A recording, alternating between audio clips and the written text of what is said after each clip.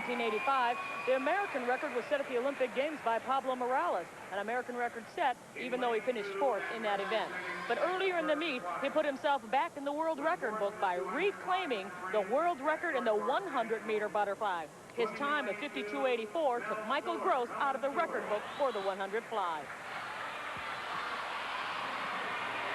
And that was the world record performance in the 100-meter butterfly. Finishing second was Matt Biondi. Chris O'Neill finished third. Later, he spoke with us about his strategy for the 200-meter butterfly, his next event in this competition. Well, I hope to be controlled. With butterfly, you need to be controlled going out. The first 100 of the 200 needs to flow smoothly so that you have enough left at the end of the race, because when you tie up in butterfly, the whole stroke falls apart. So you need to be able to finish strong. I hope to go out controlled, build the third 50 or the third quarter portion of the race, and come home as hard as I can. Swimming in lane number 1 will be Billy Stapleton from Edwardsville, Illinois. In lane 2 is Melbourne Stewart. In lane 3, Mike Heath, one of the favorites in this contest. Christopher Rives in lane number 4. Matt Rankin from Portland, Oregon in lane 5. Pablo Morales, the man you just saw, will be swimming in lane 6. Bobby Patten will be in lane 7 from Southern Methodist University. And Kenny Flaherty, 22 years of age from Columbus, Ohio, will be in lane 8. You know, the standard of the 200-meter butterfly is the 2-minute barrier. This man, our top qualifier in the heats, Chris Rives, he was 2:00.09. So we're almost under this big barrier. Really a fantastic swim out of him in the earlier preliminaries. Of course, he's going to have to meet the best Pablo Morales, and that's going to be the real big challenge for him. There is a human drama in lane number 7 of this event. A young man with a promising swimming career learned in 1983 that he had lymphatic cancer. Earlier, he spoke with us and told us about that. When I first found out, I was a sophomore in college, and I had just come off a pretty good swimming year, my best ever.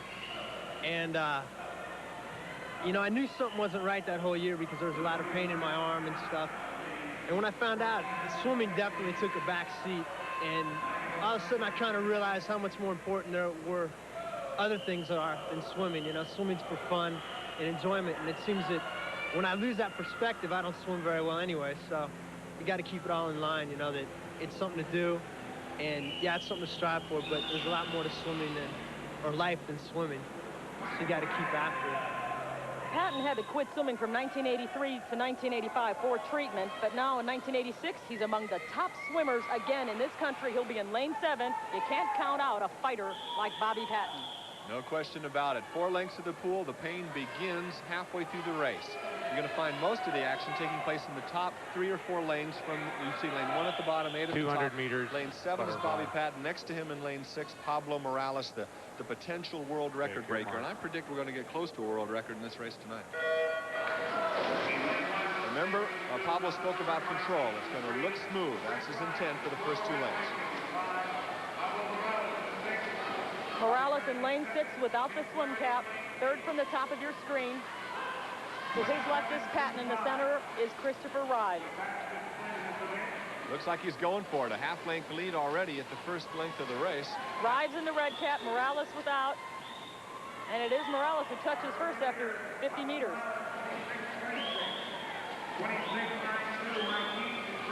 We're 3/100ths of a second slower than world record pace after the first length. If he can hold on, he's definitely heading for his second world record of the meet. And you're speaking of Pablo Morales, the 21-year-old from Concord Pleasant Hill Swim Club, attends Stanford University.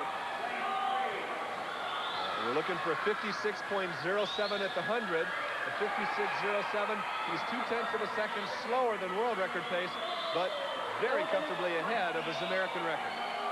Morales is in first, but we certainly have a log jam for second. Mike Heath is still up there. Christopher Rives in lanes 3 and 4. Bobby Patten in lane 6 still in the thick of things.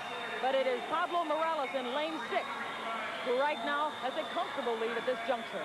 You know, his stroke looks a little bit sluggish. I don't see him accelerating through the pull. And that means he's feeling a little bit of pain. Either he can penetrate that barrier and go for the wall now, or he's going to be a long, hard last lap. 0.6 of a second now off the world record. We can discount that, but as Morales being chased now by Christopher Rives. Rives is gaining as we head to our final 20 meters. It is Rives and Morales. Rives in lane 4 in the red cap, and you are looking now at Pablo Morales in lane number 6. Pablo Morales, it is going to be close and determined by the clock.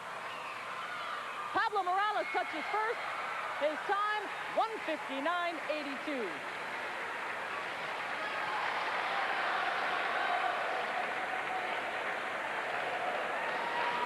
Pablo Morales, 1:58.42. That's correct. 59.82 is the fourth place Matt Rankin out of the running. It was a very close race, charging down to the wall. Pablo Morales, I guess, just had to coast in on that final stroke to win that race. It was a very close challenge. A strong late-comer Chris Rives was charging on him like nobody's business. I think Pablo was feeling pain after about 125 yards. He began to look a little rusty. If we take a look at this last lap, you're watching the stroke of the man who led by a full body length at the 100, and now you see him looking for the wall. Come here, finish line. Come here, finish line. He's saying his stroke still looks good, but it doesn't look sharp. He's not snapping through at the back of the stroke. He's feeling the pain. And here, watch this. Chris Rives coming in there in the middle of the screen, and it's a real charge, and by resting here, Rives had to take another stroke. Pablo coasted to the finish, and that gave him possibly the margin of victory. His time again, 1:58.42, which is a meet record. Does not set the new American standard, which he already owns, and he will get a chance to swim against Michael Gross at the